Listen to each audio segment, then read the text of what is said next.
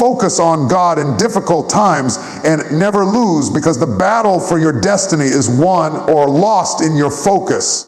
When life becomes heavy, when the pressure rises, when the news isn't good, when the way forward seems blocked, the enemy isn't just after your peace, he's after your attention. Because if he can capture your focus, he can drain your faith. And if he drains your faith, he can convince you to quit on a victory that was already yours. But hear this. You don't lose when life gets hard. You lose when you take your eyes off God. The storm isn't your downfall, distraction is. Chaos isn't the enemy, discouragement is. Difficulty doesn't defeat you, disconnecting from the one who holds you does. When you focus on God, you rise above what tries to pull you under, not because the problem disappears, but because you tap into a strength that doesn't come from you. You lean on a grace that doesn't run dry. You stand on a word that doesn't shift with the wind. You walk with a presence that doesn't leave when the pressure grows. Focusing on God is not denial of reality. It is anchoring yourself in a greater reality, his reality, where he is still in control, still sovereign, still working all things together for your good. Difficult times will try to steal your sight. They will try to make you stare at the mountain until you forget about the God who moves mountains. They will try to make you obsess over the valley until you forget about the shepherd who walks with you through it. They will try to magnify the enemy until you forget about the power that already defeated him. But shift your focus and you shift everything. Focus turns fear into faith, panic into prayer, and anxiety into authority. You may not be able to control the storm, but you can control your gaze. Fix your eyes on the one who never fails. Fix your heart on the one who never changes. Fix your mind on the promises that never expire. When everything around you shakes, focus keeps you standing. When people walk away, focus keeps you steady. When answers delay, focus keeps you believing. What you focus on grows. So focus on the God who is greater than anything that comes against you. There will be moments when your heart feels overwhelmed, moments when your strength feels small, moments when the situation feels too big. But that is when you remind yourself, this is not bigger than my God. You speak to your soul. You command your attention. You pull your thoughts back from fear and place them under the authority of faith. You refuse to let temporary trouble dim the eternal truth that God is with you, God is for you, and God is fighting battles you don't even see. You may bend under the weight of the moment, but when your focus is fixed, you will not break.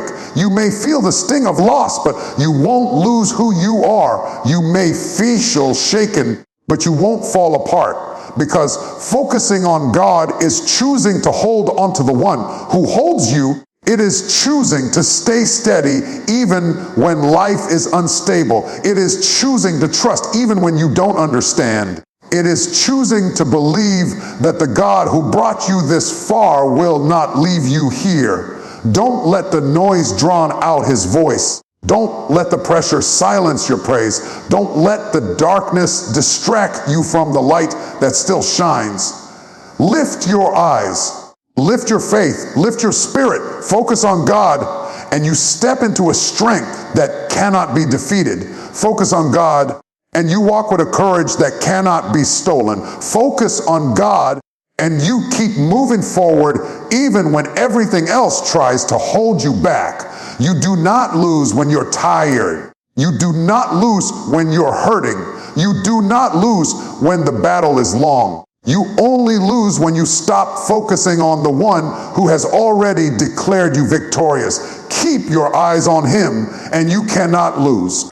Your inner dialogue sets the tone for your victory, because every battle you will ever face is fought twice. First in your mind, then in your life. Before you win externally, you must win internally before you overcome the challenge. You must overcome the doubt. Before you silence the storm, you must silence the voice inside that tells you you're not strong enough, not worthy enough, not capable enough. The truth is, the greatest influencer of your destiny is not the world around you, not the people beside you, not even the obstacles in front of you. It is the voice within you, that quiet stream of thoughts, that constant inner commentary, that subtle whisper of belief or fear. It shapes how you see yourself, how you approach life, and how you respond under pressure. Most people underestimate the power of their inner dialogue. They think thoughts happen randomly, as if the mind is just a place where ideas pass through like traffic on a highway. But the reality is that thoughts are seeds. They take root, they grow, they shape your expectations, your confidence, and your courage. What you repeatedly tell yourself becomes the lens through which you interpret the world. If your inner dialogue is filled with fear, you'll see everything as a threat. If it's filled with doubt, every opportunity will look like a risk. But if your inner dialogue is filled with faith, every valley becomes a path, every setback becomes a lesson, and every obstacle becomes a doorway. Your inner dialogue decides whether you fight or fold. When hardships come, and they will, you need a voice inside that strengthens you, not one that sabotages you.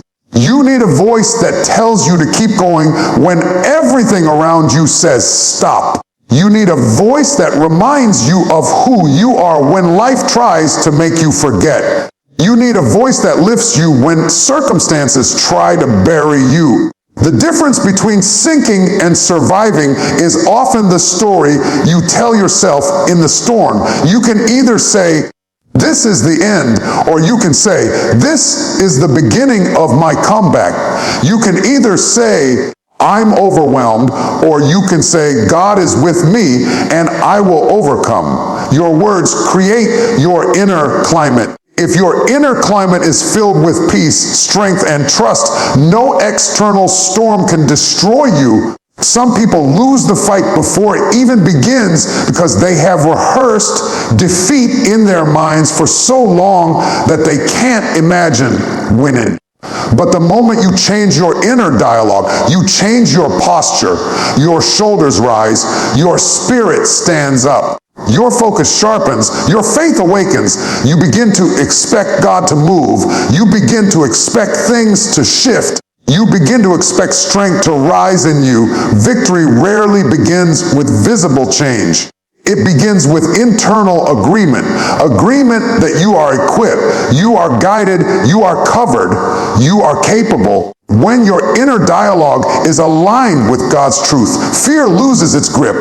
You start speaking life instead of rehearsing loss. You start declaring strength instead of dwelling on stress. You start reminding yourself of every promise, every miracle, every moment when God carried you, sustained you, protected you. Faith begins where your inner conversation shifts. It is not about pretending everything is perfect.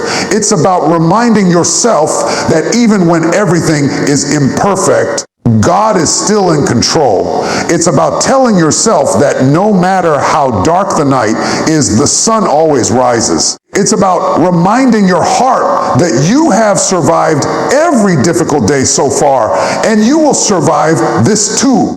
Your inner dialogue is not just self-talk, it is spiritual formation. It is the construction of courage. It is the birthplace of resilience. It is where you either surrender to pressure or rise above it. Speak to yourself the way God speaks over you.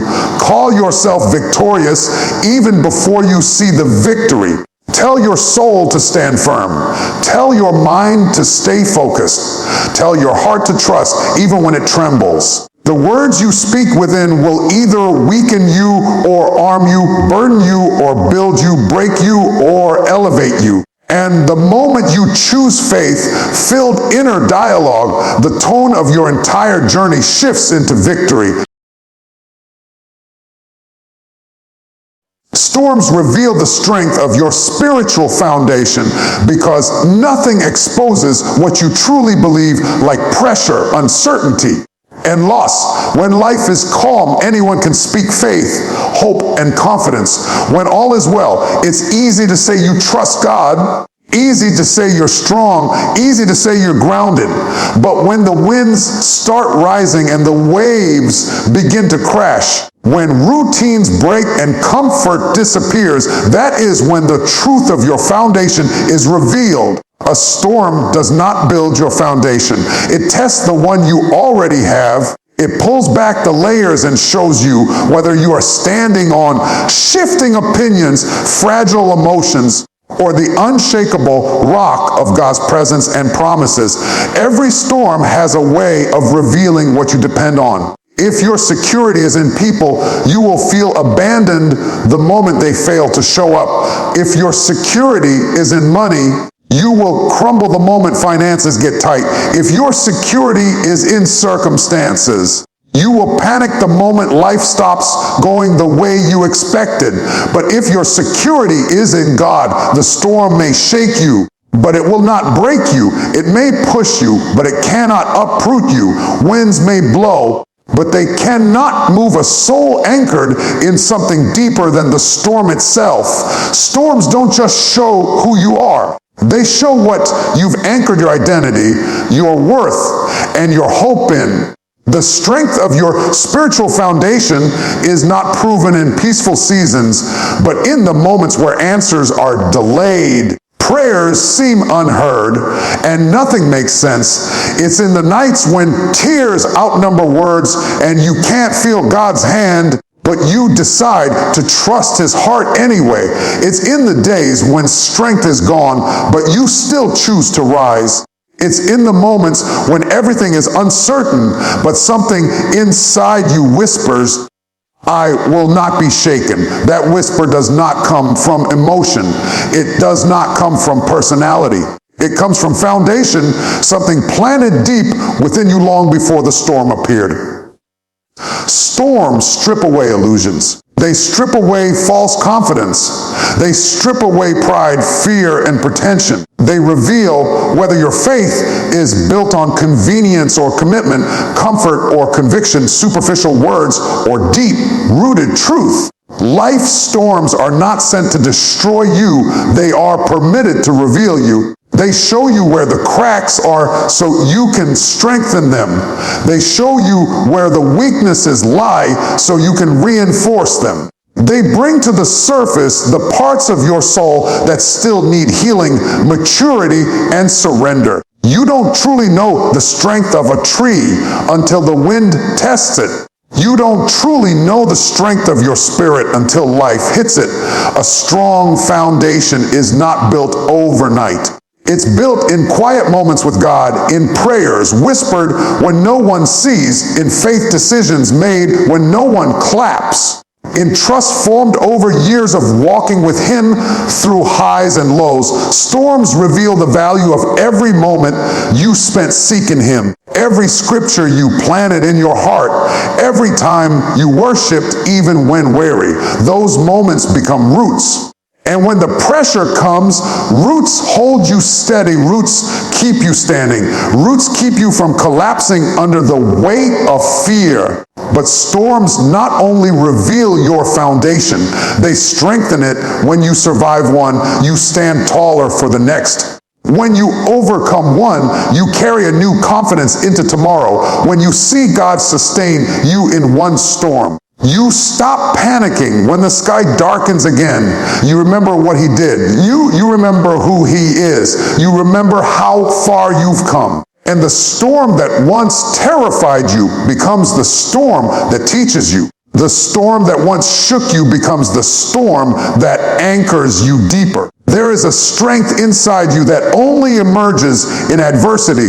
There is clarity you only gain in chaos. There is growth that only happens in darkness, not because God wants you to suffer, because storms train you to stand, to trust, to lean not on your own understanding, but on His unfailing presence. When everything around you is unstable, You discover the stability of the one who never changes. When everything else is uncertain, you learn that God is the only certainty that never fails.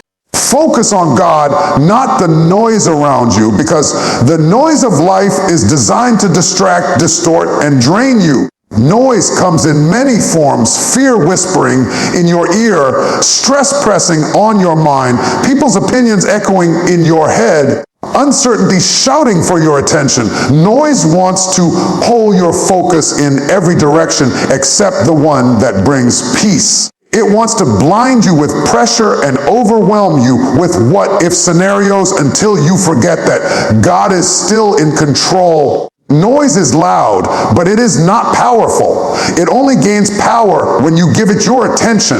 That is why your focus is one of the most spiritual tools you possess. Where your focus goes, your faith follows. And where your faith goes, your future flows. Life will always provide noise. You cannot stop storms from forming, critics from speaking, challenges from rising, or unexpected events from interrupting your plans. But you can choose where you place your attention. You can choose to fix your eyes on the one who never changes, the one who hears every prayer, the one who sees every tear, the one who knows every detail of your journey.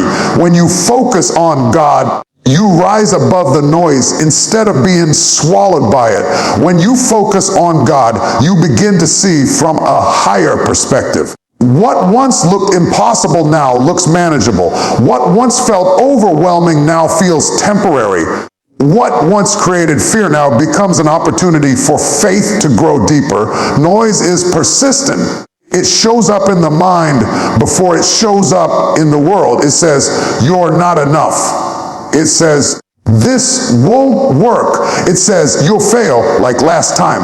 It says, God won't come through. But noise is not truth. Noise is a counterfeit voice meant to distract you from the real voice, the voice of God, the voice of peace, the voice of assurance, the voice that reminds you of your identity and your purpose. When you give too much attention to noise, your vision becomes cloudy, your confidence becomes shaky, your decisions become reactive instead of grounded. But when your attention shifts back to God, clarity returns, strength returns, alignment returns. Focus brings order to the chaos around you and steadiness to the uncertainty within you. Focusing on God is not pretending the noise doesn't exist. It is choosing not to let the noise control you. It is lifting your eyes above the circumstances so your spirit doesn't sink beneath them. It is reminding yourself that God is louder than fear, stronger than doubt, greater than opposition. When you fix your focus on Him, you stop feeding the voices that weaken you. Fear starves, anxiety fades, worry loses its grip, peace grows, courage rises. Because whatever you focus on becomes magnified. If you focus on problems, they grow larger. If you focus on fear, it gains authority. But if you focus on God, His presence becomes more real to you than the pressure, and His promises become louder than the noise. Noise can only distract you. It cannot determine your destiny. It cannot cancel what God has spoken. It cannot override what God has ordained. It cannot rewrite the purpose placed inside you. But if you let the noise dominate your thoughts, it will keep you stressed, unfocused, and spiritually tired. That is why you must discipline your attention. You must learn to quiet the voices that drain you and amplify the voice that sustains you. You do that through prayer, through scripture, through worship, through stillness, through reminding yourself daily that God is bigger than what surrounds you. Focus is not a one-time act. It is a daily pursuit. Every morning you decide what voice you will magnify. Every hour you choose what thoughts you will entertain. Every moment you decide whether you will react to noise or return your focus to God. When you focus on God, you begin to walk with a different posture. You stop living like a victim of circumstances and start living like someone who knows they are guided, protected, and covered. You stop letting fear dictate your decisions. You stop letting stress define your perspective. You stop letting opinions shape your identity. Focusing on God brings stability in instability, peace in chaos, and direction in confusion. It trains your heart to trust even when understanding fails. It anchors you in the truth that God is not shaken by what shakes you, and He is not intimidated by what intimidates you. The noise around you may be loud, but His presence within you is stronger. Speak life to your soul until it rises above the pressure, because pressure has a way of pushing you into places you never expected to stand. It pulls at your emotions, weighs on your thoughts, and tries to convince you that you're weaker than you truly are. Pressure whispers that you're running out of strength, running out of options, running out of hope. But the soul responds not to pressure, but to words, your words. What you speak to your soul determines how it stands under the weight of life. You cannot wait for life to lighten the load before you speak strength. You speak strength so your soul can rise even while the load is heavy. You don't speak life once. You speak it over and over until your soul remembers who you are and who God is. Your soul needs nourishment. And part of that nourishment comes from the dialogue you have within.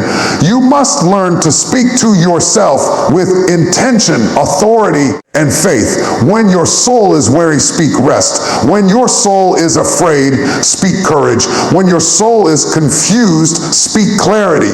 When your soul is overwhelmed, speak peace. You cannot allow the pressure to dictate the direction of your inner voice. Pressure wants you to rehearse anxiety, magnify fear, and repeat every negative outcome you've seen or imagined.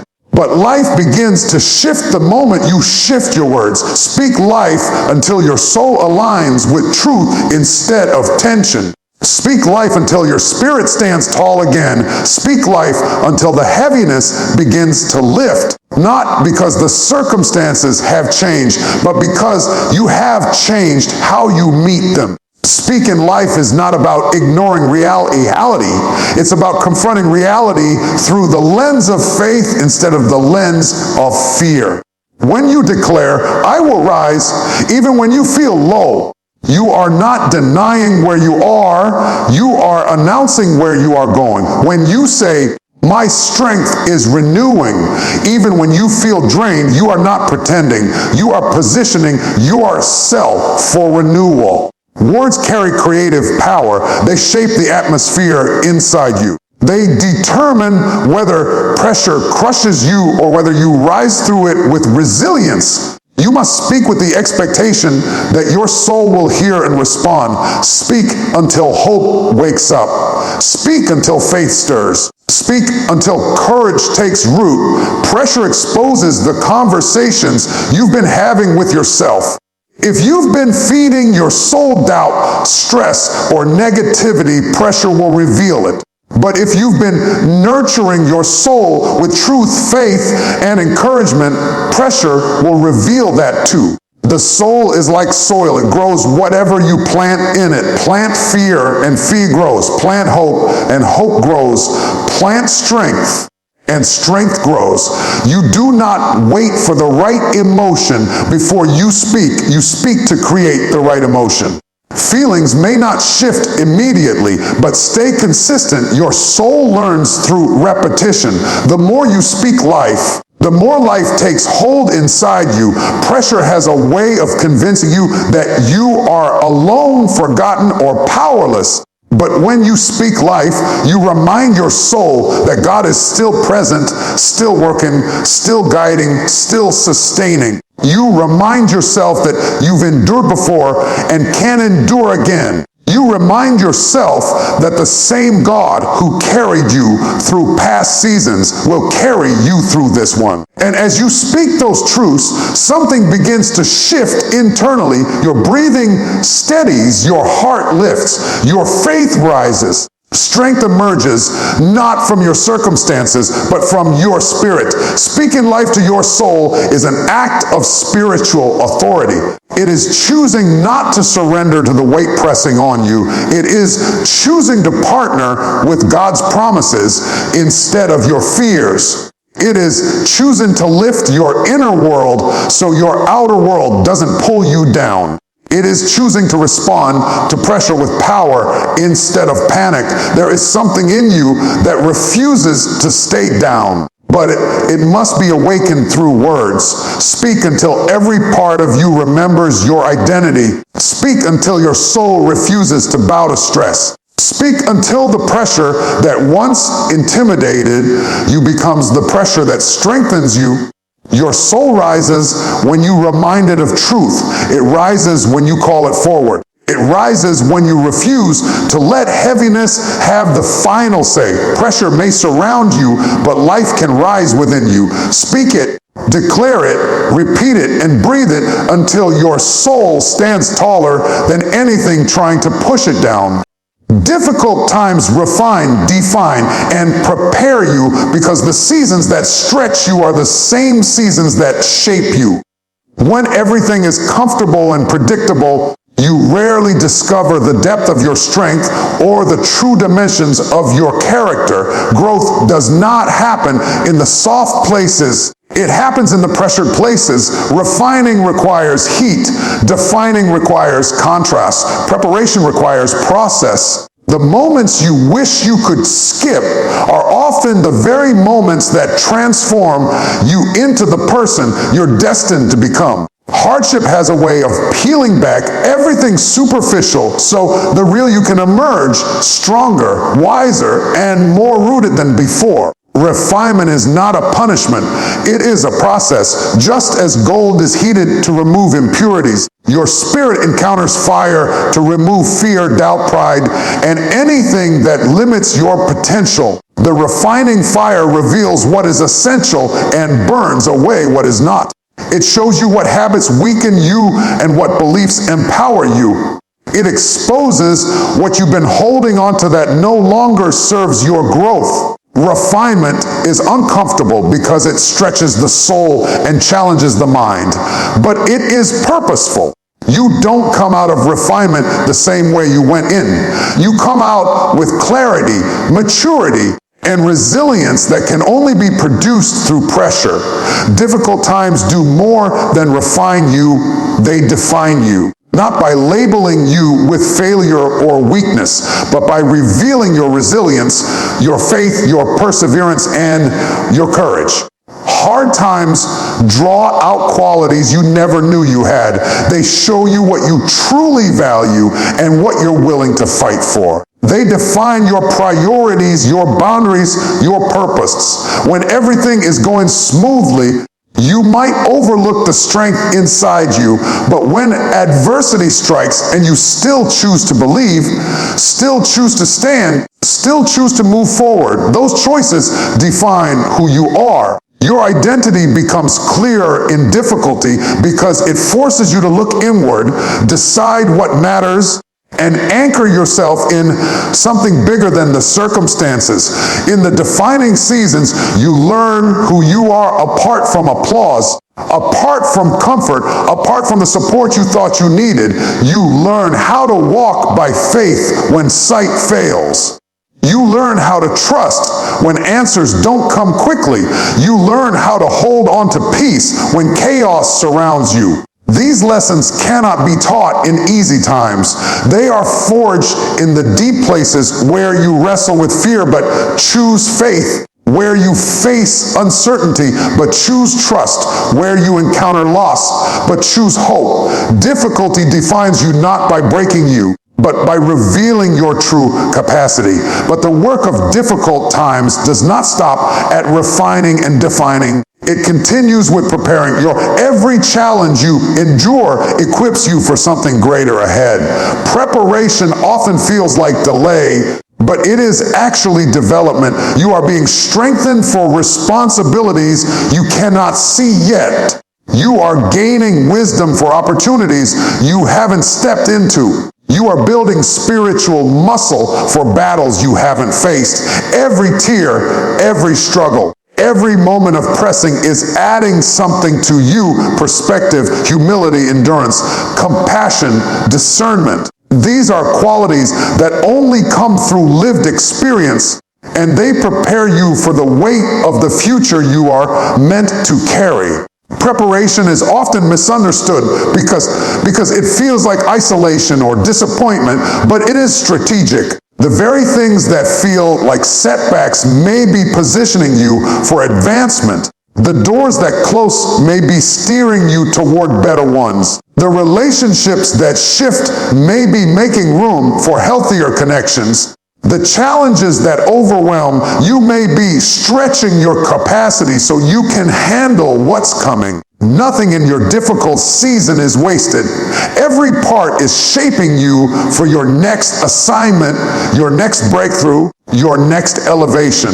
The same fire that refines you is the fire that equips you. The same circumstances that define you are the circumstances that prepare you, and every time you make it through something hard, you step into the next season with a strength you didn't have before, a wisdom you couldn't have learned otherwise, and a readiness that could only have been formed in the depths of difficulty.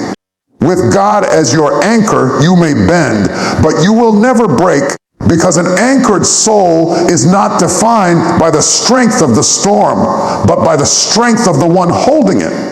Life will send winds that shake your stability, waves that crash against your confidence, and pressures that pull you in directions you never intended to go. But when God is your anchor, your stability does not depend on how calm the sea is. It depends on how secure your foundation is. The storm may be violent, but your anchor is unmovable. The wind may be fierce, but your anchor is unshakable. You may bend under pressure, but breaking is not your story when the one holding you is stronger than everything fighting you.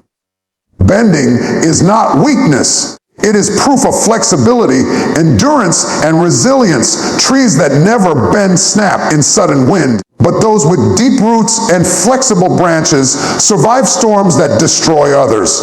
In the same way, God does not promise a life where you stand rigidly untouched by hardship. He promises a life where you have the capacity to bend without being broken. You may feel the weight of fear. You may lean under the burden of responsibility. You may bend when grief visits or when disappointment hits unexpectedly. But bending is not the end. Bending is survival. Bending is adaptation. Bending is the sign that you are being held steady by something deeper than what is happening around you. Your anchor is not found in your emotions because emotions shift like the wind. Your anchor is not found in your circumstances because circumstances change like the tides. Your anchor is not found in the approval of people because people's opinions drift like waves. Your anchor is found in God, unchanging, unfailing, unwavering. When everything else is unstable, he remains steady. When everything else is unpredictable, he remains faithful. When everything else is temporary, he remains eternal. Anchoring yourself in God means you are tied to a strength that doesn't run out and a hope that doesn't disappear when life gets difficult. You will face seasons when the wind is so strong you wonder if your faith will hold. There will be days when the pressure is so heavy you feel yourself leaning in directions you never planned to go. You may say, I feel like I'm about to break, but the truth is you are held, you are supported, you are grounded. You are stabilized by the presence and promises of the God who does not let his children shatter. You may crack, but you will not collapse. You may shake, but you will not fall apart. You may feel weak, but you are not in danger of being destroyed.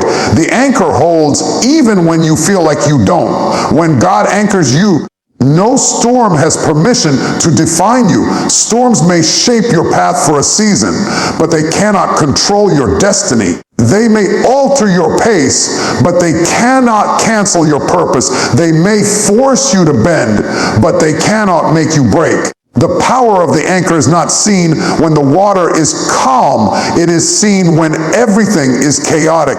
You don't discover how strong your anchor is in sunshine. You discover it in turbulence. You don't know how deeply you are rooted until the storm starts tugging at your branches.